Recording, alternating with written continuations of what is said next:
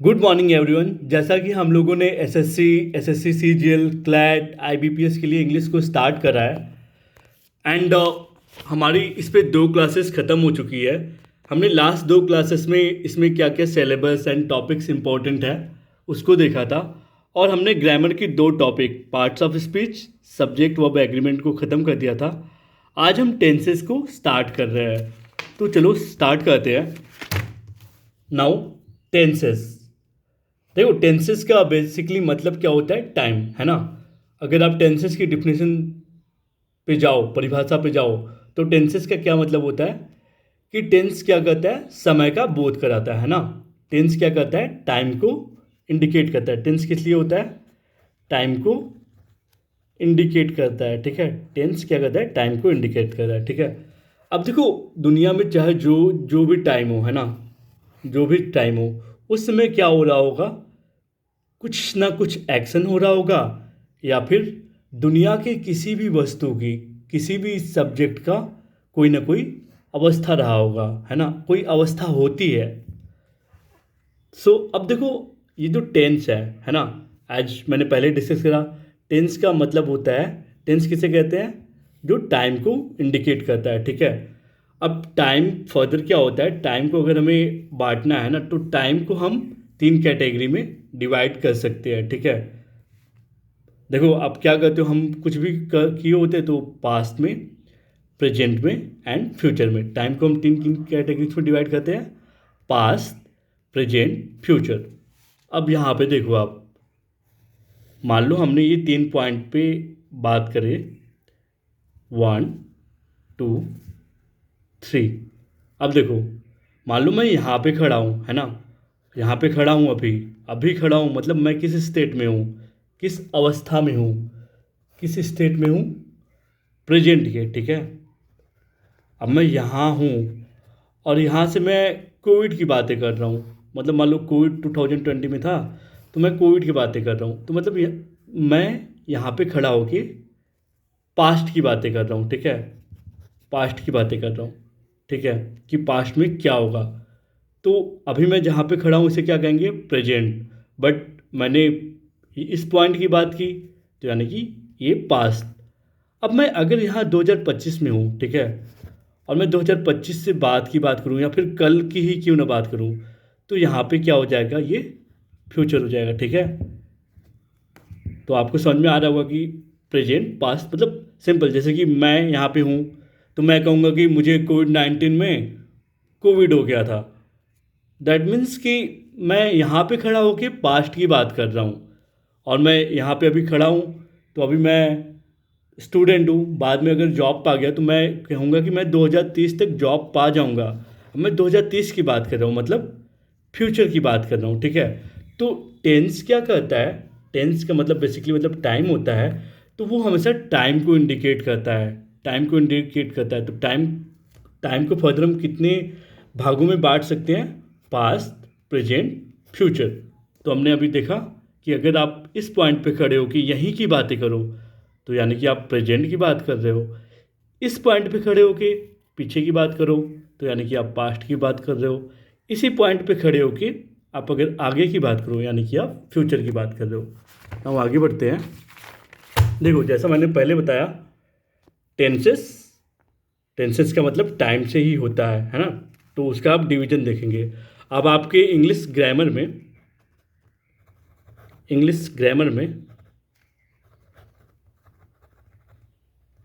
जो टेंसेस है उन्हें पहले तो हमने देखा कि टेंसेस को 3 कैटेगरी में बांटा गया, पास्ट, प्रेजेंट, फ्यूचर, ठीक है। अब इनका ही डिवीजन 4 पार्ट में हम देखेंगे, ठीक है। तो अब देखो जैसे पास्ट टेंस है ना, पास्ट टेंस है, तो पास्ट टेंस को हम कैसे देखो, पास्ट टेंस को हम कैसे डिवाइड किए हैं, 4 डिवीजन इनका क्या है, simple past tense, past continuous tense, past perfect tense, past perfect continuous tense. ऐसे ही सारा डिवीजन सभी टेंसेस में हुआ है ना। फिर हम अगर प्रेजेंट की बात करेंगे तो क्या हो जाएगा, सिंपल प्रेजेंट टेंस। देखो प्रेजेंट टेंस की बात कर रहे हैं ना, simple present tense, present continuous tense, present perfect tense, present perfect continuous tense, है ना। ऐसे ही हम फ्यूचर की बात करें तो क्या हो जाएगा, फ्यूचर टेंस की बात करें तो क्या हो जाएगा, simple future tense, simple future continuous tense, future perfect tense, future future perfect continuous tense, है ना, ये कंटिन्यूअस टेंस है, कंटिन्यूअस टेंस, ठीक है। अब देखो एक बार हम जरा सा मतलब समझ लेते हैं। सिंपल पास्ट मतलब क्या होता है, सिंपल मतलब साधारण, है ना, सिंपल, सिंपल कोई बात आप सिंपल कर रहे हो, जैसे कि मैं आता हूँ, मैं जाता हूँ, ये सिंपल बातें हैं। कंटिन्यूअस का मतलब क्या होता है, ऐसे सेंटेंस जिससे आपको ये लगे, उसको पढ़ के ये लगे कि वो काम ख़त्म ही नहीं हुआ है ना, वो काम चल रहा है, तो उससे हम क्या कहेंगे, कंटिन्यूअस। कंटिन्यूअस मतलब जो लगातार चल रहा होता है। परफेक्ट, देखो परफेक्ट टेंस, परफेक्ट टेंस क्या होता है, अगर कोई सेंटेंस मैंने पढ़ा, उसको देख के लगा कि अरे इसने तो ये काम कर लिया, जैसे कि मैंने अपना 12th 2016 में किया था, यानी कि मैंने ये काम कर लिया, तो ये परफेक्ट टेंस हो गया ना। मैंने अगर इस काम को लिख दिया तो ये क्या हो गया, परफेक्ट टेंस हो गया। पास्ट परफेक्ट, अब देखो कंटिन्यूअस, अगेन कंटिन्यूअस मतलब वही कि ऐसे काम, मतलब अगर आप सेंटेंस को देख रहे हो, सेंटेंस को देख के ये लगे कि अरे ये तो काम अभी कर रहा है, उस सेंटेंस में अभी वो सेंटेंस पूरा नहीं है, उस सेंटेंस में अभी काम चल रहा है, तो किस में आ जाएगा, कंटिन्यूअस टेंस, ठीक है। तो हमने क्या क्या देखा, हमने टेंस देखा, टेंस को 3 भागों में डिवाइड किया गया है, पास्ट, प्रेजेंट, फ्यूचर, और फिर हमने क्या देखा कि उसका डिवीजन 4 पार्ट में है, क्या, simple past tense, past continuous tense, past perfect tense, past perfect continuous tense. ऐसे ही सब में simple present tense, present continuous tense, present perfect tense, present perfect continuous tense. ऐसे ही then simple future tense, future continuous tense, future perfect tense, future perfect continuous tense. अब हम एक एक करके सभी को डिस्कस करेंगे, ठीक है। तो हम स्टार्ट कहाँ से करेंगे, स्टार्ट करेंगे डिस्कस करना प्रेजेंट टेंस से। प्रेजेंट टेंस में हम आज सिंपल प्रेजेंट टेंस को डिस्कस करेंगे, ठीक है, सिंपल प्रेजेंट टेंस को डिस्कस करेंगे नाउ। अब देखो जो आपका सिंपल प्रेजेंट टेंस होता है, सिंपल प्रेजेंट टेंस, सिंपल मतलब क्या होता है यार, आसान, है ना, आसान, मान लो आसान, आसान, ठीक है। ये आसान बातों को, मतलब सिंपल प्रेजेंट टेंस में हम क्या करते हैं, आसान बातों को लिख देते हैं, ठीक है। आसान साधारण सी बात को कहने के लिए हम सिंपल प्रेजेंट टेंस का यूज करते हैं। साधारण सी बात, जैसे मैं स्कूल जाता हूँ, मैं आम खाता हूँ, मैं पढ़ता हूँ, ये सब क्या है, सिंपल सिंपल बातें हैं ना यार, साधारण बातें, तो हम इसे सिंपल प्रेजेंट टेंस को यूज करके इसे लिखते हैं, ठीक है। तो अब देखो सिंपल प्रेजेंट टेंस को हम प्रेजेंट इंडेफिनिट टेंस भी कहते हैं, ठीक है। जैसे मैं खाता हूँ, मैं कब खाता हूँ, उसमें वो डिफाइन नहीं है, यानी कि वो, उसे हम इंडेफिनिट टेंस भी कह सकते हैं। इंडेफिनिट मतलब अनिश्चित, ठीक है। सिंपल प्रेजेंट टेंस को ही प्रेजेंट इंडेफिनिट टेंस भी कहा जाता है, दोनों में कुछ भी अलग नहीं है। अब देखो हम, अब हाँ, इंग्लिश तो हमारी अपनी लैंग्वेज तो है नहीं यार, हमने इसको एडॉप्ट करा है, तो हम सिंपली जानेंगे कि हम इसका यूज कैसे कर सकते हैं, है ना। तो अब जो सिंपल प्रेजेंट टेंस है, आप सिंपल प्रेजेंट टेंस का यूज जनरली ट्रू इवेंट को दिखाने में और रिपीटेड एक्शंस को दिखाने में कर सकते हो। ट्रू इवेंट्स मतलब, ट्रू एक्शंस मतलब ऐसे एक्शन जो सच हो। रिपीटेड एक्शंस मतलब ऐसे एक्शंस जो आप रोज़ रोज़ करते हो, जैसे रोज़ रोज़ क्या करते हो, रोज़ आप ब्रश करते हो, खाना खाते हो, ये सब करते हो ना, तो वैसे एक्शंस को जब हम दिखाते हैं तो हम सिंपल प्रेजेंट टेंस का यूज करके बताते हैं। ऐसे ही हैबिचुअल एक्शन या फिर जनरल ट्रूथ हो, हैबिचुअल एक्शन मतलब वही सेम, रोज़ की आदतें अगेन अगेन, और जनरल ट्रूथ, जनरल ट्रूथ जैसे कि ऐसी सच्चाई जो जनरल हो, जैसे कि कल सुबह 7 बजे ट्रेन जाएगी, हर संडे को 7 बजे, हर संडे को छुट्टी होती है, तो ये सब क्या है, जनरल ट्रूथ है ना। तो हम इसको भी डिनोट कैसे करते हैं, सिंपल प्रेजेंट टेंस में लिख के इसको डिनोट करते हैं, ठीक है। ऐसे ऐसे इवेंट जो हमेशा हो रहे हो, उसको भी हम सिंपल प्रेजेंट टेंस से ही शो करते हैं। मतलब अगर उनको भी आपको इंग्लिश में बोला कि आप चलो अपने रोज की आदतों को लिखो, तो आप कैसे लिखोगे इंग्लिश में? आप ऐसे लिखोगे by using simple present tense. और कुछ ट्रू एक्शंस हुआ, ठीक है। और फिर ये पूछा कि आप रेगुलरली क्या करते हो, तो उसको आप कैसे लिखोगे? By using simple present tense, क्योंकि रेगुलर वर्क हमेशा सिंपल प्रेजेंट टेंस में यूज होता है। अगर आपको कोई फैक्ट एक्सप्रेस करना हो जो कि ट्रू हो, है ना, आपको किसी ने बोला कि चलो आप ट्रू फैक्ट को बताओ, पर इंग्लिश में। आप सच्ची घटनाओं को बताओ, पर इंग्लिश में। आपने दुनिया में क्या क्या देखा है उनको बताओ, पर इंग्लिश में। तो इंग्लिश में इन चीज़ों को, इन फैक्ट को बताने के लिए हम क्या यूज करते हैं? सिंपल प्रेजेंट टेंस, ठीक है। सिंपल प्रेजेंट टेंस को हम फैक्ट्स को बताने के लिए यूज करते हैं।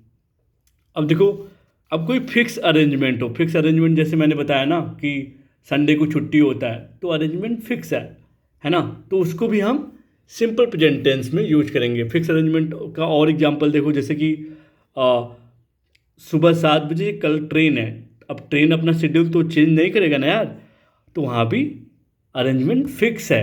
तो ऐसे में हम सिंपल प्रेजेंट टेंस का यूज करेंगे, ठीक है। नाउ आगे बढ़ते हैं।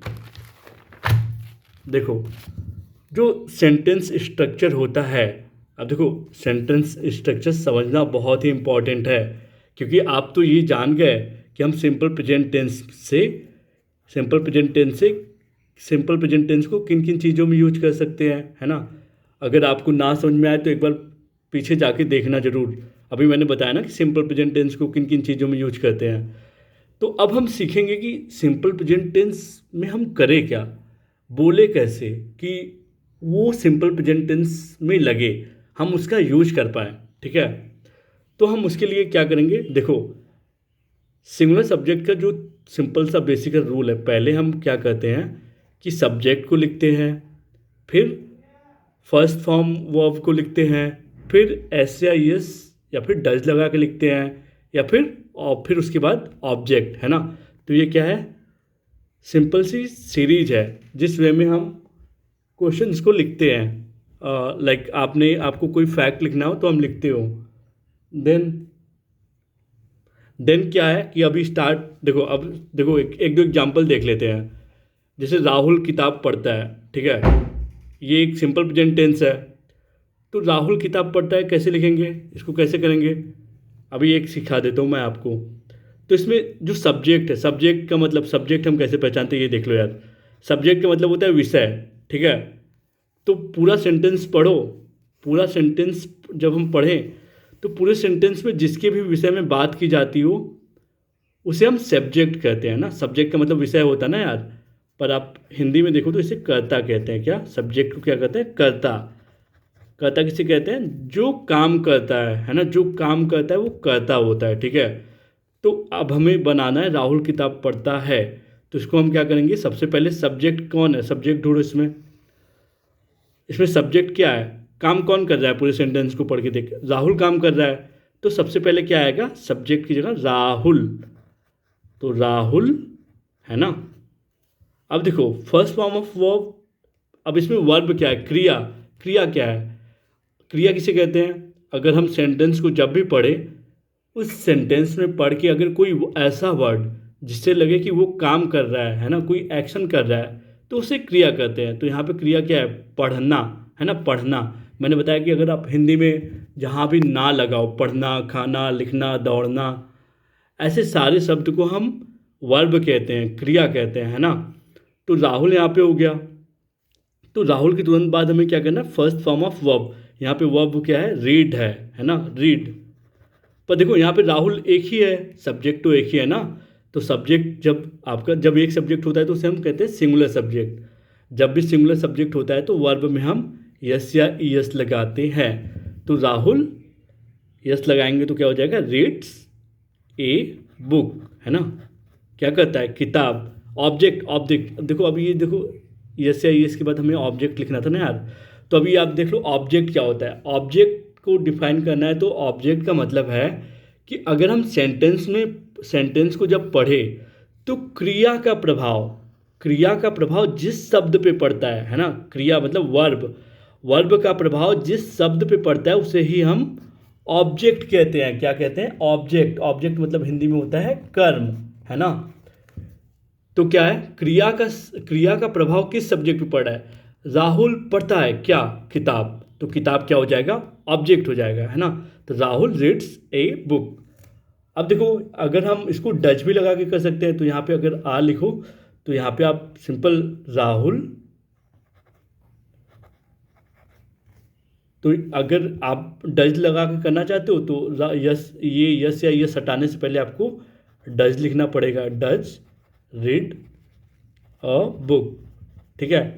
अगर आपको यस या यस लगा हटाना है तो ये जो रीड्स है उसके पहले इसको हटा के यहाँ पे डज लगाना पड़ेगा। डज क्यों लगाना पड़ेगा?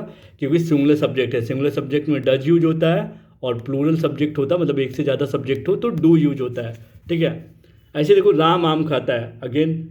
अब इसमें देख लो फिर वही, एक बार और एग्जाम्पल देखो। इसमें क्या है? राम आम खाता है, तो किसके बारे में बात हो रही है? राम के बारे में बात हो रही है, ठीक है। राम क्या हो जाएगा? सब्जेक्ट हो जाएगा। तो यहाँ पे सब्जेक्ट क्या है? राम। तो मैंने राम को लिख दिया। क्या करता है? आम खाता है ना। तो यहाँ पे क्रिया क्या है? किसको देख के लग रहा है कि वो कोई एक्शन कर रहा है? देखो, खाता को देख के लग रहा है ना, खाना। ना, अगर हिंदी में आप पढ़ो तो ना जिस शब्द के पीछे आता है वो क्रिया होता है, वो वर्ब होता है। तो हमने ईट का लिखा, ईट का क्या हो जाएगा? इट्स, है ना। ये है ना। इट के बाद यस या यस जरूर जुड़ेगा ना यार, वर्ब का फर्स्ट फॉर्म यस या यस। It's mango. मैंगो मतलब ऑब्जेक्ट, है ना। ऑब्जेक्ट को हम लिखते हैं ना देन। देख लो फिर से अच्छे से समझ लो। यहाँ पे राम आम खाता है, तो मैंने क्या किया? पहले मैंने सब्जेक्ट को लिखा। सब्जेक्ट क्या है? राम है। फिर हमने क्या किया? वर्ब के फर्स्ट फॉर्म को लिखा। वर्ब का फर्स्ट फॉर्म क्या है? खाता, खाना का क्या होगा? इट होगा। उसमें फिर हमने क्या किया? यस को जोड़ दिया, तो इट्स हो गया। अब देखो ऑब्जेक्ट को, ऑब्जेक्ट मैंने अभी पहले बताया ना कि ऑब्जेक्ट किसे कहते हैं? क्रिया का प्रभाव जिस शब्द पे पड़े वो ऑब्जेक्ट हो जाएगा। क्रिया क्या है? खाना है, खाना का प्रभाव क्या खाता है? आम खाता है, तो आम ऑब्जेक्ट हो जाएगा। मेरे पापा काम करते हैं, माई फादर वर्क्स, है ना। देखो मेरे पापा का क्या काम, कौन करता है? किसके बारे में बात हो रही है? पापा। पापा क्या हो जाएंगे? सब्जेक्ट हो जाएंगे, तो माई फादर वर्क्स, ठीक है। वर्क्स काम करते हैं ना, तो सीधा वर्क्स कह लो, या फिर माई वर्क्स। मैंने वर्क्स को हटाया तो क्या लिखा? My father. यस को हटाने के बाद तुरंत डज लग जाएगा ना, माई फादर डज वर्क, ठीक है। ऐसे ही मैं अपना काम करता हूँ। देखो आई जो है सिंगुलर है, पर आई के साथ एक्सेप्शन ये है कि आई के साथ हमेशा प्रेजेंट में डू लगेगा, ठीक है। Do, I do my work. अगर सिंपल प्रेजेंट टेंस है तो ऑलवेज आई के साथ डू लगता है। I do my work, I do my work. मैं अपना काम करता हूँ, है ना। यहाँ पे जो काम हुआ है वो क्या है? वर्ब है। आई जो है वो क्या है? सब्जेक्ट है। तो मैंने आई को लिख दिया। पहले हम लोग हमेशा याद करना, पहले सब्जेक्ट, फिर वर्ब का फर्स्ट फॉर्म, फिर यस या यस, फिर ऑब्जेक्ट। ये रूल है। ऐसे ही हम सेंटेंस को फॉर्म करते हैं, ठीक है। तो आई डू माई वर्क, तो आई इसमें क्या हो गया? सब्जेक्ट हो गया। काम क्या, किससे दिख रहा है कि क्रिया है? काम। तो काम क्या हो जाएगा? क्रिया। तो वर्ब, ये वर्ब हो गया ना, डू मतलब करना होता है। माई वर्क, ठीक है। विराट कोहली रन मारता है, तो इसमें हम क्या कहेंगे? पहले सब्जेक्ट क्या है? विराट कोहली सब्जेक्ट है ना, विराट कोहली के बारे में बात हो रही है तो वो सब्जेक्ट है। तो मैंने विराट कोहली लिख दिया, पहले सब्जेक्ट लिखते हैं। फिर क्या हुआ? क्या कहता है? मारता है। मारना, आप कमेंट्री सुनते होगे ना, तो आप कहता है स्कोर्स।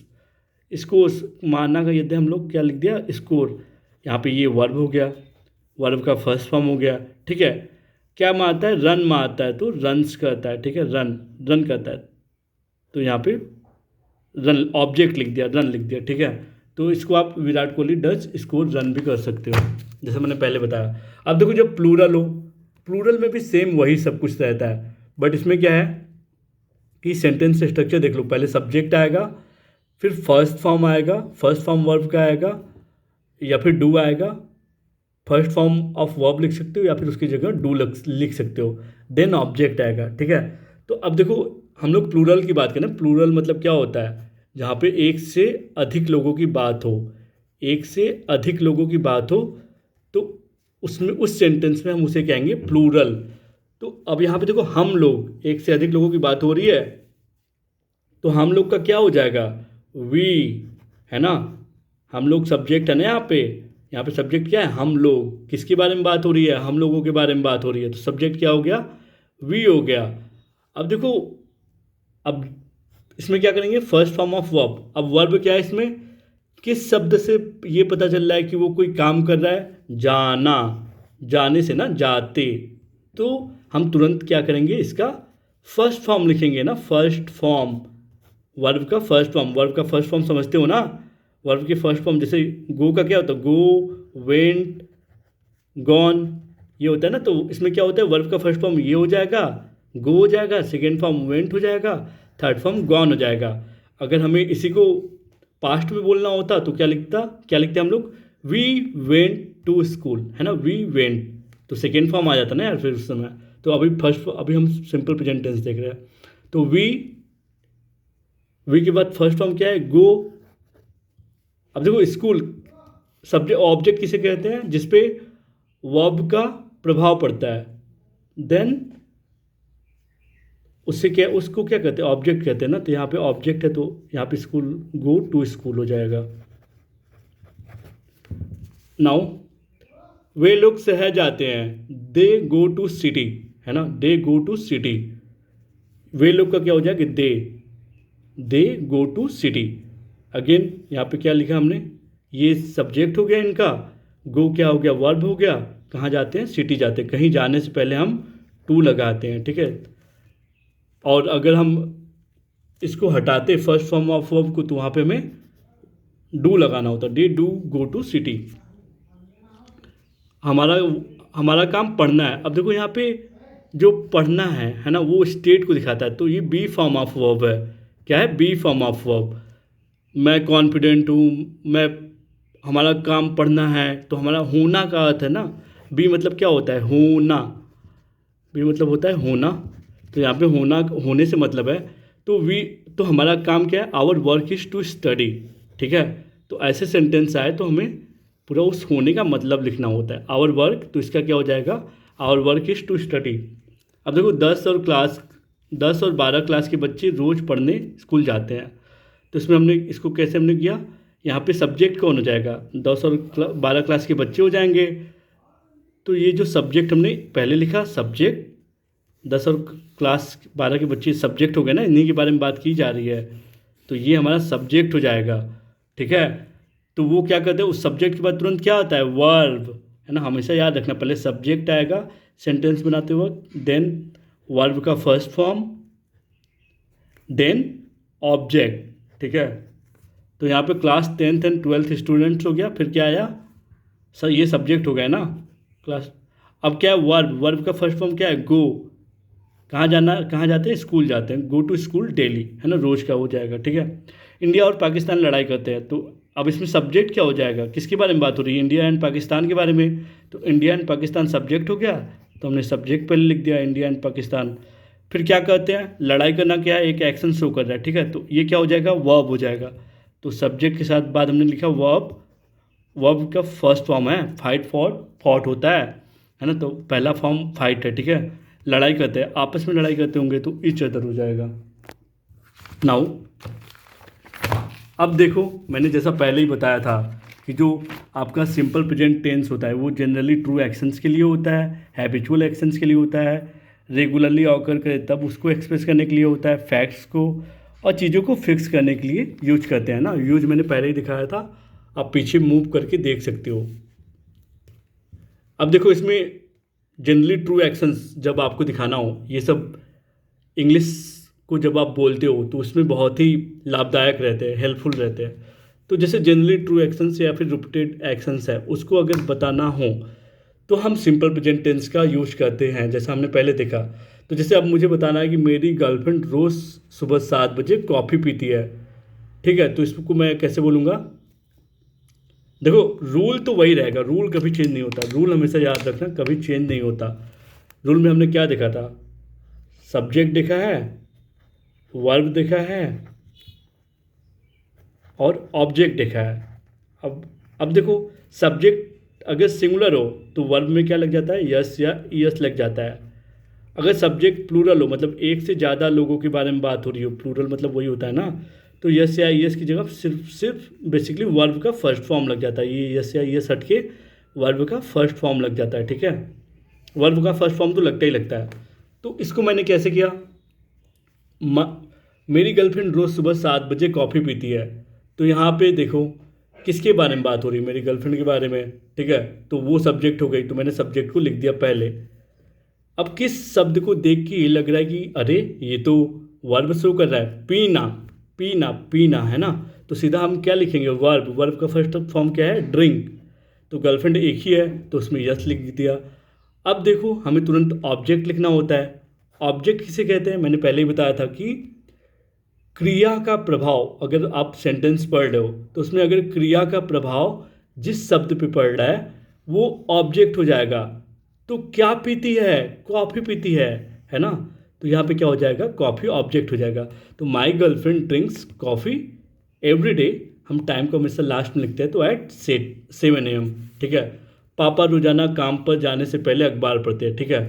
अब इसमें भी देखो क्या क्या क्या यूज है, subject, first form of verb, yes या यस, ऑब्जेक्ट देन, ठीक है। तो मैं इसको कैसे बोलूँगा, अब इसमें इसमें जो सब्जेक्ट है वो किसके बारे में बात हो रही है, पापा के बारे में बात हो रही है। तो पापा पहले आएंगे ना, माई फादर। अब इसमें क्रिया क्या है, क्रिया क्या है, क्या काम कर रहे हैं मेरे पापा, मेरे पापा पढ़ाई का काम कर रहे हैं, ठीक है। मेरे पापा यहाँ पे काम पढ़ाई नहीं है, काम पे जाना इज़ लाइक अ प्लेस, है ना, ये वर्ब नहीं है। मेरे पापा क्या करते हैं, पढ़ते हैं, पढ़ना ही क्रिया है ना। ये पढ़ने से क्या डिनोट हो रहा है, कह रहे पढ़ रहे हैं मतलब कुछ काम कर रहे हैं। तो यहाँ पे क्या आ जाएगा, वर्ब। वर्ब का फर्स्ट फॉर्म, पढ़ने का फर्स्ट फॉर्म क्या हो जाएगा, रीड। अभी देखो पापा एक ही है ना यार, सिंगुलर, तो रीड्स हो जाएगा यहाँ पे, ठीक है। वर्ब में यस जुड़ा है, सिंगुलर है ना, वर्ब में यस जुड़ा है, ठीक है। अब मेरे पापा क्या पढ़ते हैं, अखबार पढ़ते हैं, अखबार। तो अखबार क्या होगा, वो ऑब्जेक्ट हो जाएगा। माई पापा माई फादर रीड्स न्यूज़पेपर। अब देखो टाइमिंग हमेशा पीछे आती, तो ये पीछे जाएगा, ठीक है। My father reads newspaper every day before work. हम अपने दादा दादी से मिलने हर रविवार को जाते हैं। देखो मैंने पहले बताया ना, जनरली ट्रू एक्शंस या फिर रिपीटेड एक्शंस को दिखाने के लिए हम सिंपल प्रेजेंट टेंस का यूज करते हैं। तो ये सारे जितने भी एग्जांपल्स हैं, मेरी गर्लफ्रेंड रोजाना, वो रोज़ 7 बजे सुबह कॉफ़ी पी रही है ना। तो ये सारे जो एग्जांपल्स है वो रोज़ाना कामों के लिए है, ठीक है। तो आप जैसे कि अब इसको अगर आप चेंज करो, तो मैं सुबह, आप खुद के लिए बोलना चाहो तो मैं सुबह रोज़ 7 बजे कॉफ़ी पीता हूँ, तो कैसे बोलोगे, I drink coffee every day at 7 AM। अब इसको यूज करके आप किसी से भी बोल सकते हो ना यार। यहाँ पे प्रिंसिपल लिख दो तो सीधा कहोगे my principal drinks coffees at 7 AM every day, ऐसे करके आप लिख सकते हो, ठीक है। तो ये रोज़ाना काम के लिए हो गया, रोज जनरली ट्रू एक्शंस के लिए। अब देखो हम अपने दादा दादी से मिलने हर रविवार जाते हैं। तो यहाँ पे एक सही एक्शन दिखा रहा है, ट्रू इवेंट की, अरे वो रविवार को अपने दादा दादी से मिलने ही जाते होंगे, है ना। तो इसका क्या हो जाएगा, हम क्या है, सब्जेक्ट है, हम एक से ज़्यादा सब्जेक्ट है ना, तो हम का वी हो गया। क्या करने जाते हैं, मिलने जाते हैं। तो यहाँ पे वर्ब क्या है, मिलना, विजिट। आवर ग्रैंड पेरेंट्स, दादा दादी का क्या हो जाएगा, ग्रैंड पेरेंट्स ऑब्जेक्ट है ना, किससे मिलने जाते हैं, मिलने तो जाते हो, मिलना मतलब क्रिया हो गया, उसका प्रभाव किस पे पड़ रहा है, दादा दादी पे। तो दादा दादी ऑब्जेक्ट हो गए, ठीक है। और टाइमिंग लास्ट में आता है, तो ऑन एवरी संडे। रेलगाड़ी रोजाना 6 बजे सुबह जाती है। तो देखो रेलगाड़ी की सब्जेक्ट है, यहाँ पे किसके बारे में बात हो रही है, रेलगाड़ी के बारे में ना। तो रेलगाड़ी सब्जेक्ट है, तो द ट्रेन छूट जाती होगी ना। तो जाने का क्या मतलब होता है, लिव्स, है ना, लिव्स मतलब छोड़ना, प्लेटफॉर्म से निकल रही है गाड़ी। तो leaves at 6 AM every day, ठीक है। आई होप कि समझ में आ गया होगा। तो आप इसको एक बार ध्यान से देखना। मोदी जी हर सुबह मन की बात करते हैं। तो यहाँ पे सब्जेक्ट कौन है, मोदी जी। तो मैंने मोदी जी को पहले लिख दिया। काम क्या उनका, बात करना काम है ना। इससे काम शो किससे हो रहा है, बात करने से। तो बात करना क्या है, वर्ब है। तो यहाँ पे वर्ब का मैंने लिख दिया टॉक्स, ठीक है। किस बारे में बात कर रहे हैं, अबाउट, मन की बात कर रहे हैं ना। क्या कर रहे हैं वो सुबह उठ के, मन की बात कर रहे हैं। तो मन की बात यहाँ पे ऑब्जेक्ट हो जाएगा, क्यों, क्योंकि क्रिया का प्रभाव मन की बात पे जा रहा है, तो मन की बात ऑब्जेक्ट है। और टाइमिंग हमेशा पीछे आता है, तो मैंने पीछे लिख दिया, ठीक है। अब जल्दी जल्दी देख लो। अब फिर पहला यूज मैंने क्या देखा, पहला यूज हमने ये देखा कि जनरली ट्रू एक्शंस जो या फिर रिपीटेड एक्शंस जो प्राय एक्शंस होते रहते हैं उसको दिखाने के लिए हम लोग सिंपल प्रेजेंट टेंस का यूज करते हैं, ठीक है। अब दूसरा यूज जनरल ट्रूथ या फिर यूनिवर्सल ट्रूथ, ऐसे ट्रूथ जो सच हो, है ना, जो होते ही होते हो, जो कभी चेंज नहीं होते, उसको दर्शाने के लिए भी हम सिंपल प्रेजेंट टेंस का यूज करते हैं। अब जैसे देखो, मानव को ऑक्सीजन की ज़रूरत होती है, ये तो 100% सही बात है ना यार। तो अगर आपको ऐसे बोलना होगा कि कोई ट्रू इवेंट है, आपने जाना कि कोई यूनिवर्सल बात है ना, किसी से आप बोल रहे हो तो आपने गलत इंग्लिश बोली तो समझ जाएगा कि अरे ये क्या, ये तो गलत बोल रहा है। बट अगर आप उसी को सिंपल प्रेजेंट टेंस में बोलोगे तो यानी कि वो समझेगा कि आपको इंग्लिश आती है। तो अब यहाँ पे मानव को ऑक्सीजन की ज़रूरत है, तो मानव क्या हो गए, सब्जेक्ट हो गए, ठीक है। तो मानो humans need oxygen to survive, है ना, ज़रूरत, ठीक है, इसको ऐसे बोलते हैं, ठीक है। एक साल में 12 महीने होते हैं। तो अब देखो यहाँ पे होने का अर्थ है बी, मतलब होना, बी फॉर्म ऑफ वर्ब है ना, बी फॉर्म ऑफ वर्ब है, होना, मेरे पास ये है। एक साल के पहले एक साल के पास 12 महीने हैं, ठीक है। तो मैंने आपको बताया था हैज का वर्ब हम कब कहते हैं, जब आपको पोजीशन दिखाना हो, अधिकार दिखाना हो ना, पोजीशन की, आप कुछ पजेज करते हो, आपके पास कुछ है, तो उसके लिए हम हैज का यूज करते हैं। तो एक साल में 12 महीने होते हैं, तो अ ईयर हैज़ 12 मंथ्स।